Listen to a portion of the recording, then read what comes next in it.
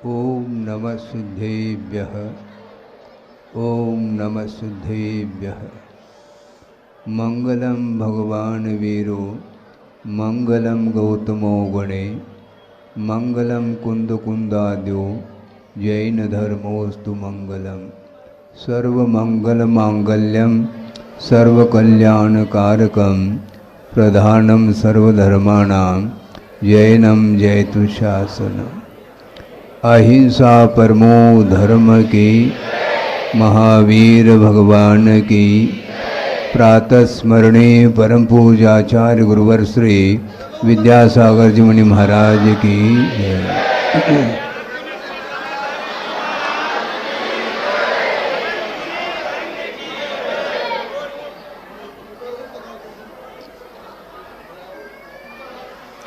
आप लोग बिना बोले शांति से थोड़े समय के लिए बैठने का प्रयास करेंगे।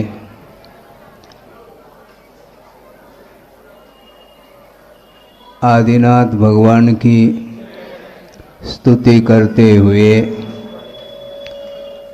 मानतुंग आचार्य ने मंगलाचरण के रूप में ही एक कारिका दी है, जिसका पाठ सभी लोग करते हैं। कल्याण मंदिर स्तोत्र भी है और भक्तांबर स्तोत्र भी है। भक्तांबर स्तोत्र पूरे जैन समाज में उसका पाठ सुनने को मिलता है। बहुत वह स्तोत्र प्रसिद्धि को प्राप्त हुआ है। उसमें प्रथम जो श्लोक आया है उसको प्रासंगिकता देते हुए आपके सामने कुछ विचार रखा जा रहा है कि आदिनाथ भगवान की वंदना की जा रही है। शरीर की वंदना नहीं होती। वंदना किसकी होती है? व्यक्ति की वंदना नहीं होती, व्यक्तित्व की वंदना होती है।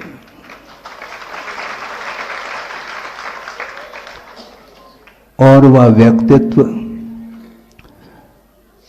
जन्म लेने के उपरांत तत्काल वह व्यक्तित्व देखने में नहीं आता, क्योंकि शरीर की विशेषता को लेकर के यदि वंदना करते हैं तो जब प्रभु दीक्षित होने के पूर्व में जहाँ पर वह रहते थे महल अधिक में, वहाँ पर उनकी वंदना और पूजा कोई नहीं करता है। कल्याण के रूप में महोत्सव मनाना अलग वस्तु है, किंतु पूजता की दृष्टि से, आराधना की दृष्टि से उनको देखना अलग वस्तु है।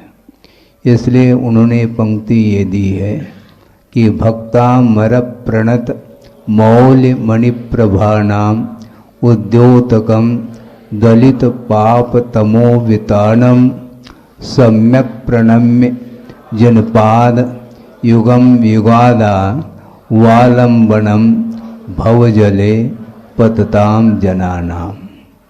जनपाद युगम सम्यक प्रणम्य, जिनेन्द्र भगवान के चरणों को मैं समीचीन रूप से नमस्कार करता हूँ, फिर बाद में स्तुति करता हूँ। वे जिनेन्द्र भगवान के चरण युगल कैसे हैं, उनकी विशेषता को लेकर के दो तीन विशेषण दिए हैं। वो ये है कि भक्त के रूप में अमरगण सामने आ रहे हैं और जिनके मस्तिष्क में मुकुट है और उनमें विभिन्न प्रकार की मणियाँ लगी हुई हैं। उनकी जो प्रभा है उस प्रभा को भी और प्रकाशित करने वाले, उद्योत प्रदान करने वाले उनके चरण युगल हैं। मतलब सौदामिंद हो, कोई भी इंद्र हो, देव हो, उनके मुकुटों की जो मणियाँ हैं जो झिलझिल कर रही हैं, उनकी प्रभा चारों ओर फैल रही है, किंतु उस प्रभा को भी उद्योतित करने वाले हे भगवान आपके चरण युगल हैं। और दलित पाप तमो वितानम कहा, हे भगवान आपके चरण युगल और किस रूप में है? चरण का अर्थ मात्र चरण नहीं लेना, चरण का अर्थ आचरण लिया जाता है, क्योंकि दीक्षित होने के पूर्व में भी उनके चरण युगल थे, किंतु उनकी स्तुति कोई नहीं कर रहा है, वह स्तुत्य नहीं है। आराधना के योग्य कब बनते हैं ये बताया जा रहा है। वे इसमें कोई शक नहीं, संदेह नहीं, कोई अपवाद भी नहीं है कि गृहस्थ अवस्था में पूज्यता को प्राप्त हो जाए। आराध्य कौन होते हैं? पंच परमेष्टि आराध्य होते हैं। और पंच नमस्कार मंत्र में भी आप लोग नामस्मरण करते हैं पंच परमेष्टि का। नमो अरहंतानम, अरहंत की मैं वंदना करता हूँ। वे अरहंत कैसे हैं इसका वर्णन और आगे स्तुति करने वाले स्तोत्रकार करते हैं।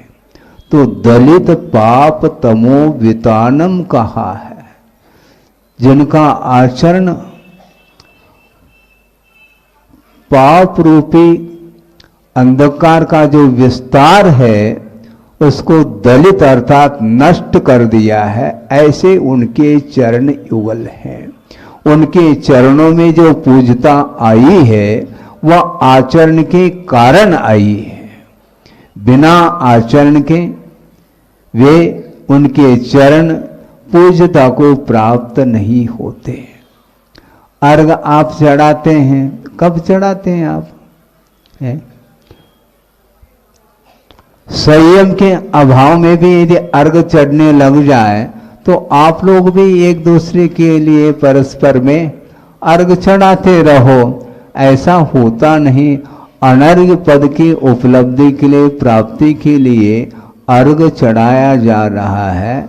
और किन के चरणों में जो पूज्य बन चुके हैं उनके लिए चढ़ाया जाता है, उम्मीदवार जो हैं उनके लिए नहीं। हाँ, क्योंकि उम्मीदवार तो पूरी सभा है। हाँ, बिल्कुल, इसमें क्या शक है। सारे सारे भव्य आत्माएं बैठी हैं और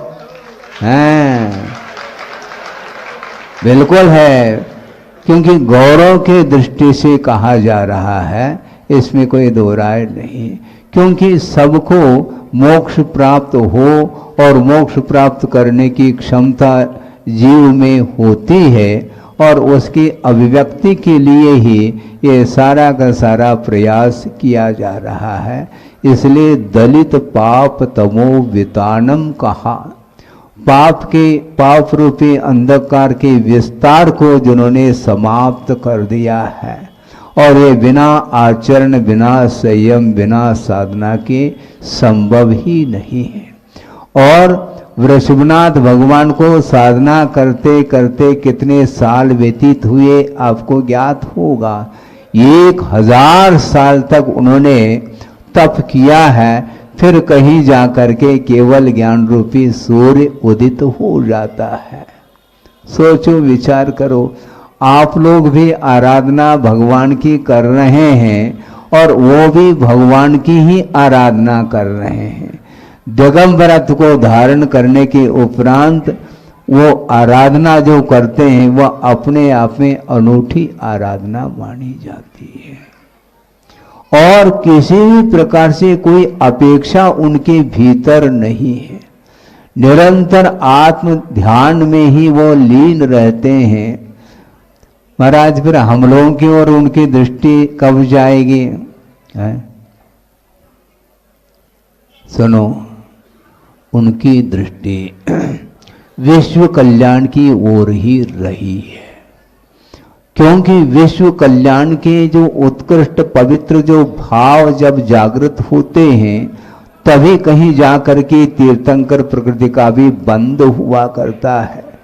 षोडश कारण भावना के पवित्र भावना के माध्यम से विश्व कल्याण का भाव जागृत होता है और विश्व कल्याण करने का अधिकारी वही होता है जिनका व्यक्तित्व असाधारण व्यक्तित्व होता है। तीर्थंकर के सामने और कोई व्यक्तित्व देखने में नहीं आता, किंतु तीर्थंकर के व्यक्तित्व को प्रदर्शित करने वाले, बताने वाले गुरु हुआ करते हैं। ये ध्यान रखें। हम भगवान के स्वरूप को कहाँ समझ पाते? नमोकार मंत्र का पाठ करना अलग वस्तु, पाठ करना छोड़ना नहीं, किंतु नमोकार मंत्र की जो महिमा है उसको बताने वाले, उसकी गहराई को व्यक्त करने वाले गुरु हुआ करते हैं और गुरु के माध्यम से ही भगवान तक हम पहुंच पाते हैं, इसीलिए 1000 साल बहुत होते हैं। आप 10 मिनट निराकुल भाव के साथ प्रभु के चरणों में पूजन अर्चन नहीं कर पाते, करते हैं? फिर क्या करते हैं आप? सुनो, निराकुल भाव जो जागृत होता है वो बहुत दुर्लभतम वस्तु है, क्योंकि युग प्रदर्शन का आया है। अन्यथा न लें, सारे लौकिक जो कार्य हो रहे हैं वो तो प्रदर्शन को लेकर के हो ही रहे हैं, किंतु धार्मिक क्षेत्र में भी जो संसाधन आए हैं आपके हाथों में, उसके माध्यम से प्रदर्शन बढ़ता चला जा रहा है और प्रदर्शन के कारण ही दर्शन का अभाव हो जाता है। प्रभु का दर्शन करना चाहो, प्रभु को अपने हृदय में बिठालना चाहो और बिल्कुल तन्मयता के साथ उनकी आराधना करना चाहो, भले ही 10 मिनट करो, किंतु निराकुल भाव के साथ नहीं करोगे, निरपेक्ष भाव के साथ नहीं करोगे तो परिणामों में वह पवित्रता संभव नहीं है। और विश्व कल्याण की भावना उनकी रही है। और विश्व कल्याण कब होता है? जब आदहिदम कादव्वम, कुंद कुंद स्वामी का कहना है। जो अपने आत्मा का हित करने के लिए निरंतर कटिबद्ध होता है, तत्पर होता है, वही व्यक्ति विश्व का कल्याण कर सकता है। कर सकता है इसलिए कहना चाह रहा हूं क्योंकि कल्याण करने की योग्यता जिसके अंदर है उसी का कल्याण भगवान करते हैं, ऐसा व्यवहार में कहने में आता है। भगवान कल्याण नहीं करते हैं ऐसा नहीं कहना चाहते हैं, किंतु भगवान ही कल्याण करते हैं ऐसा कहेंगे तो अभी तक हम धरती पर क्यों हैं? यह बहुत बड़ा प्रश्न, क्वेश्चन मार्क सामने आ जाता है। क्योंकि अतीत में अनंत जब तीर्थंकर इसी धरती से मुक्त हो चुके हैं, उस समय भी हम लोग थे क्या नहीं? बिल्कुल थे। क्या कर रहे थे? फोटो निकाल रहे थे एक दूसरे के।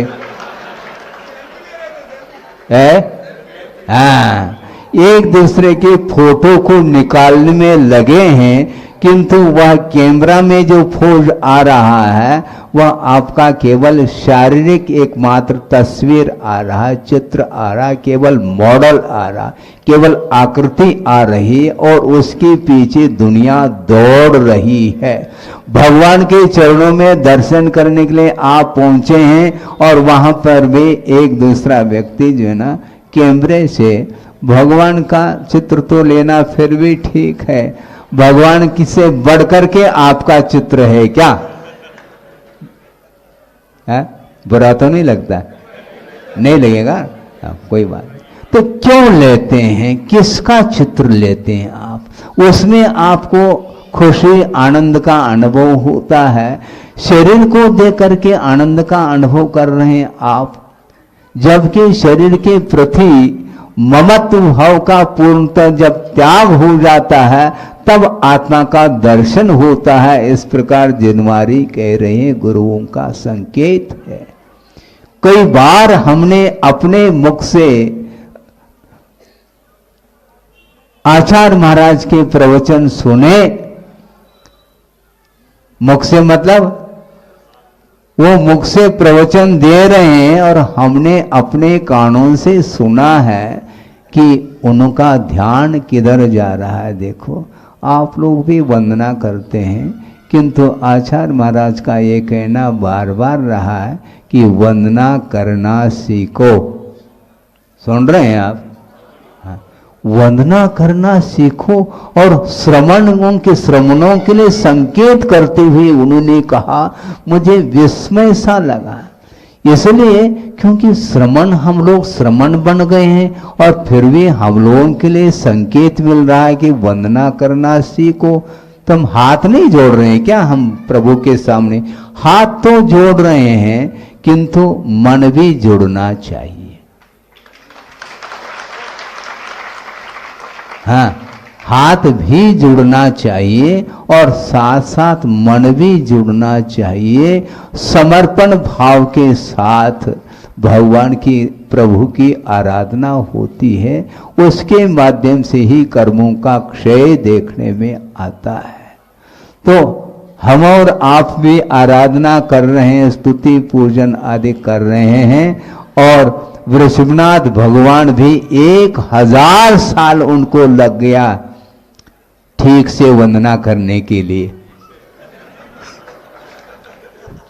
हाँ, इसमें कोई शक नहीं, क्योंकि अंतर्मूर्त में जो कार्य संपादित होता है, उस कार्य को संपादित करने के लिए उनके लिए भी 1000 साल लग गया। ध्यान रखो, इसलिए प्रभु को हृदय में बिठाना हंसी खेल नहीं है, एक खिलौना नहीं है। आप लोग पूजन अर्चन करते हैं, उसके मैं कोई आलोचना नहीं कर रहा हूं, किंतु वर्तमान में जो प्रदर्शन का जो दृश्य देखने में आता है, उसको कम से कम करने का प्रयास करो। महाराज, इसके बिना हमारी भूमिका में कुछ देखने में नहीं आता है, गलत बात, ऐसा नहीं। हाँ, प्रदर्शन की ओर दृष्टि जाती है तो दर्शन गौण हो जाता है। कैमरे में क्या आता है मुझे बताओ? केवल आपकी आकृति आती है, आपका शक्ल आ जाता है, किंतु उसमें अक्ल नहीं आता है। उस फोटो में अक्ल नहीं आता है, शक्ल आता है। और शक्ल और सकल, इनमें भी बहुत अंतर है। सकल अर्थात परिपूर्ण हुआ करता है, और शक्ल का अर्थ टुकड़ा भी होता है। हाँ, शकल नहीं, सकल, सकल अर्थात परिपूर्ण, समस्त जिसको बोलते हैं। दर्पण तल इव सकला प्रतिफलत पदार्थ मालिका यत्र ज्योतिषी। जिस केवल ज्ञान रूपी ज्योति में पूरा का पूरा विश्व ही अवतरित हो रहा है, उस ज्ञान में, और आपके ज्ञान में क्या अवतरित हो रहा है? केवल फोटो अवतरित हो रहा है। महाराज, आप बिल्कुल पूरी तरह से खोल रहे हैं आप। हाँ, पोल पट्टी आप ही तो कह रहे हैं, पोल है तो पोल पट्टी तो रहेगी। मतलब भीतर जो परिणाम होना चाहिए वो नहीं हो पा रहा है। उद्देश्य के अनुरूप ही कार्य संपादित होता है। गुरुदेव ने एक प्रसंग में ये भी कहा था कि सच्चे देवगुरु शास्त्र की आराधना करने से मुक्ति मिलती है, किंतु ये ध्यान रखें, इसको और गौर से सुनने का, अध्ययन करने का प्रयास करना चाहिए कि सच्चे देवगुरु शास्त्र का आलम्बन लेने के उपरांत भी प्रभु बनने के उद्देश्य को लेकर के यदि मान लो आपने आलम्बन लिया है तो कार्य संपादित होता है। इसी को बोलते हैं वंदना। वंदना करने के पीछे यह उद्देश्य होना चाहिए। हमारा उद्देश्य किधर जा रहा है? सुबह उठते ही आप दर्शन करते हैं प्रभु का, किंतु बाद में करते हैं। पहले किसका दर्शन करते हैं आप? सुनो, मोबाइल नहीं, वो बाद में। पहले आप घर से बाहर निकलते हैं, उसके पहले अपने मुख का दर्शन करते हैं, आईने में, है नहीं करते? सुनो, अपने मुख का दर्शन आप लोग करते हैं, और उसमें यदि कोई कमी है तो उसको निकालने का पुरुषार्थ करते हैं। पूरी तरह से उस मुख को और पूरे शरीर को स्नानादि से निवृत्त होकर के फिर क्या करते हैं? सही सही बताओ। सुनो, मंदिर तो आते हैं किंतु पूरी तरह से अलंकृत करके आते हैं। हाँ, स्नो पाउडर, स्नो और सुनो दोनों में थोड़ा सा अंतर आता है। आप ध्यान से सुनो, ये सब कुछ होता है क्या नहीं? जो हो रहा है वही कहने में आता है, जो नहीं होता वह कहने में नहीं आता। इसलिए इस विषय से आबाल वृद्ध परिचित हैं। अपने आपके शरीर को आप अलंकृत करते हैं, अनेक प्रकार के सुगंधित वस्तुओं के माध्यम से इसको सुगंधित करने का प्रयास करते हैं, किंतु आपका यह प्रयास विफल हो जाता है, क्योंकि शरीर का स्वरूप आपको ज्ञात नहीं है। हाँ, कैमरे के माध्यम से शरीर की आकृति आ रही है, किंतु कैमरे के माध्यम से भीतर की वस्तु पकड़ में नहीं आती। उसके लिए कौन चाहिए? एक्सरा, सोनोग्राफी, MRI, ये सब क्या है? ये इसके माध्यम से भीतर जो तत्व है, 7 तत्व नहीं, सप्त धातु से निर्मित ये शरीर है, और भीतर का सारा मटेरियल वह पकड़ में आता है तो घृणा आती है।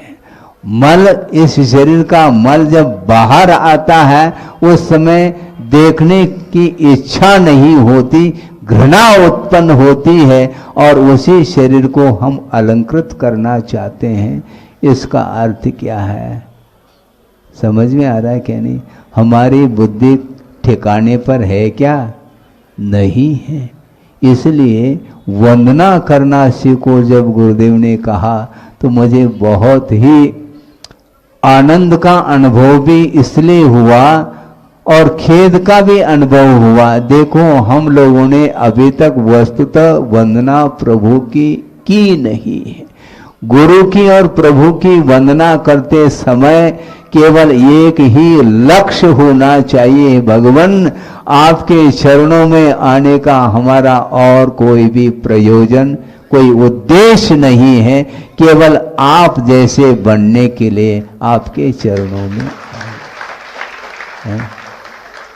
भावना ऐसे होती है।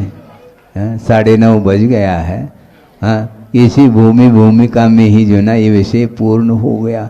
तो मैं ये कह रहा था कि दलित पाप तमो वितारणम, उन्होंने पाप रूपी अंधकार के विस्तार को समाप्त कर दिया, और समाप्त करने के लिए उनके लिए 1000 साल लग गया। ये सोचो विचार, तब कहीं जा करके केवल ज्ञान प्रकट हो गया, और केवल ज्ञान के माध्यम से विश्व को जान लिया। किंतु विश्व को जानने के उपरांत भी विभिन्न प्रकार के वस्तु उनके केवल ज्ञान में अवतरित हो रहे हैं, किंतु उनका उपयोग विश्व की ओर नहीं, केवल अपने शुद्ध परमात्म तत्व में ही उनका उपयोग लीन हो चुका है। हाँ, निजानंद रसलीन कहा है, धनानंद रसलीन नहीं। धन की बात करते हैं आप लोग, धर्म की बात करो। धर्म की बात करना चाहो तो धन की बारिश होनी चाहिए, तब धर्म की बारिश हो सकती है। हाँ, तालियां बज रही हैं, बोली होती है तो बहुत समय लगाते हैं, प्रवचन से भी ज्यादा समय उसी में निकल आता है। 15 मिनट में प्रवचन और घंटे 2 घंटे लग जाते हैं बोलियां होने में। सोचो, विचार करो, तब कहीं जा करके सौधर्मेंद्र बन पाता है? होता है क्या नहीं? क्योंकि मोह छूटता नहीं। हाँ, इसके कारण ही ऐसा होता है। इसलिए भगवान के शरीर की विशेषता नहीं बताई जा रही है, क्योंकि भगवान का जो शरीर था वह जन्मतः उनका दिव्य शरीर था, किंतु उसमें और जो दिव्यता आई है वह संयम के बल से आई है। इसलिए मानतुंग आचार्य महाराज ने ये शुरुआत में ये बात कही है। और युवादो भवजले पतताम जनानाम आलंबनम, ऐसा कहा। योग की आदि में जिनके चरण अवलंबनी रहे हैं, किनके लिए? पतताम जनानाम, जो जीव डूब रहा है किसमें? भवरूपी समुद्र में गिर रहा है, गोता खा रहा है, उसके लिए जिनेंद्र भगवान के चरण अवलंबनी है, ऐसा कहा है। सोचो, विचार करो, घर जाने का भाव होता है महाराज? अभी तो नहीं होता, लेकिन जब प्रवचन समाप्त हो जाता है, जिनवानी स्तुति हो जाती है, तो घर ही दिखता है? दिखता है क्या नहीं? इसीलिए कहा कि मोह छूटता नहीं। मोह को तोड़ने के लिए, समाप्त करने के लिए, उसके ऊपर कुठाराघात करने के लिए बहुत पुरुषार्थ की आवश्यकता इसलिए है क्योंकि बहुत दुर्लभ वस्तु है। धन तो आपको सुलभता से प्राप्त हो सकता है, कई बार प्राप्त हुआ भी है, किंतु धर्म को उपलब्ध करना खेल नहीं है बंधु। इसलिए आप लोगों को यह जो मनुष्य पर्याय मिली है, इसकी सार्थकता, इसका सदुपयोग करने में ही इसकी सार्थकता है। देव गुरु शास्त्र की शरण लेकर के आप लोगों को जीवन व्यतीत करना चाहिए।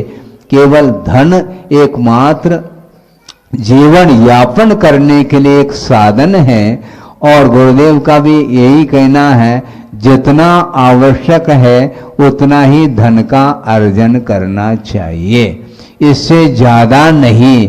क्योंकि केवल स्वयं का और परिवार का जीवन यापन हो, इस उद्देश्य को लेकर के ही धन का आलम्बन लिया जाता है। और जीवन यापन जो किया जाता है वह धर्म के लिए किया जाता है, धन के लिए जीवन यापन नहीं, धर्म के लिए किया जाता है। क्योंकि धर्म के बिना सब असार देखने में आता है संसार में। इसलिए भवजले पतताम जनानाम आलंबनम जिनपाद युगम, ऐसा मानतुंग आचार्य कह रहे हैं। इसलिए आप लोगों को बिल्कुल आज से, अर्थात आप नहीं कर रहे ऐसा नहीं कहना चाहता हूँ, किंतु वर्तमान में जो प्रदर्शन का योग सामने आया है उसके कारण ही निराकुलता नहीं आ पा रही। भगवान के सामने भी यदि आकुलता नहीं मिटेगी तो मकान दुकान में आकुलता मिटेगी क्या? बोलो, विचार करो, सोचो। तो भगवान के सामने तो भगवान के अलावा कुछ दिखना ही नहीं चाहिए, और भगवान का स्वरूप जो है वही स्वरूप प्रत्येक जीव का स्वरूप वस्तुतः स्वभाव की दृष्टि से है। और उस स्वभाव की अभिव्यक्ति के लिए ये सारा सारा उपक्रम है। प्रत्येक जीव के भीतर वह योग्यता छुपी हुई है, उसको उद्घाटित करने के लिए भगवान आपके चरणों में मैं आया हूं। यही एकमात्र प्रयोजन होना चाहिए। तब कहीं जाकर के मैं शाम को कल हम आ गए और प्रभु का दर्शन कर लिए, तो कैसा लगता था। अद्भुत है भगवान की प्रतिमा, बिंब। हाँ, इसलिए भगवान के बिंब का दर्शन करने के उपरांत अपने मुख का दर्शन करने का भाव कतई नहीं होना चाहिए, न होता है। हाँ, उनके मुख के सामने और कौन सा मुख है, प्रमुख तो वो ही है, अपन तो गौण हैं। हम किसको सजा रहे हैं, किसको डेकोरेट कर रहे हैं। सप्त धातु में ये शरीर है, सुगंधित पदार्थों के माध्यम से इस शरीर को आप लिप्त कर दो, इसके उपरांत भी क्षण भर में वो सारे सारे सुगंधित पदार्थ दुर्गंधित हो जाते हैं इसके स्पर्श से। इतना यह घिनौना शरीर है, इसके भीतर जो आत्म तत्व है उसको पृथक करने के लिए सारा सारा आयाम है। इसलिए आत्म तत्व कभी भी वह पकड़ में नहीं आता, किसी भी इंद्रिय का वह विषय नहीं बन सकता, मात्र एक बुद्धि का ही विषय बनता है। इसलिए हम नेत्रों के माध्यम से आत्मा का दर्शन नहीं कर सकते। इसलिए आत्म दर्शन मुख्य होना चाहिए, और आत्म दर्शन की ओर जिसकी दृष्टि जाती है वही आत्मा परमात्मा के रूप में परिवर्तित हो सकती है। परमात्मा के रूप में परिवर्तित करने का लक्ष्य प्रत्येक व्यक्ति का होना चाहिए, और 1000 साल तक उन्होंने साधना की, उसके उपरांत केवल ज्ञान प्रकट हुआ है। ज्ञान तो प्रत्येक जीव में विद्यमान है, किंतु वह ज्ञान सम्यक ज्ञान के रूप में परिवर्तित होना चाहिए, और सम्यक ज्ञान के रूप में परिवर्तित होने के उपरांत वह क्षायिक ज्ञान के रूप में परिवर्तित हो सकता है साधना के बल से। इसलिए केवल ज्ञान को प्राप्त करने के लिए सारा सारा आयाम है, और आप लोगों ने कितना श्रम करके सब कुछ मन वचन काय और धन इत्यादि लगा करके यह जिनालय का निर्माण किया है, और जिनबिंब स्थापित किया है। और जिनबिंब जब बना उसके उपरांत भी वह कब पूज्य हो गया, वह जिनबिंब पंच कल्याणक महोत्सव के माध्यम से। 5 कल्याणक जब हुए, प्रतिष्ठा पाठ के अनुरूप जब गुणों का आरोप उसमें हुआ, तब कहीं जाकर के उसमें पूज्यता आई है, और उसमें भी गुरुदेव के कर कमलों से भगवान प्रतिष्ठित हुए, और हम और आप निरंतर भगवान की आराधना कर रहे हैं। इसी प्रकार अपने शेष जीवन को भी पवित्र परिणाम के साथ देव गुरु शास्त्र की आराधना करें, और अपने परिणामों को निर्मल बनाएं, जिसके माध्यम से हमारी आत्मा भी वह दिव्यतम हो सकती है, केवल ज्ञान से विभूषित हो सकती है, और अनंत काल के लिए लोक के अग्रभाग पर विराजमान हो सकते हैं, और अनंत काल के लिए स्वाधीन सुख का आनंद और उसका संवेदन कर सकते हैं। इस प्रकार पवित्र भाव प्रत्येक जीव के भीतर होना चाहिए, और भगवान से आप लोगों के तरफ से भी प्रार्थना करता हूँ कि भगवान जिस प्रकार आपने अपने शुद्ध परमात्मा तत्व को शरीर से पृथक करके अनंत काल के लिए अनंत सुख का स्वाधीन सुख का अनुभव कर रहे हैं, उसी प्रकार प्रत्येक व्यक्ति के जीवन में भी वह घड़ी आए और वह कार्य संपादित हो। इस पवित्र भावना के साथ अहिंसा परमो धर्म की जय।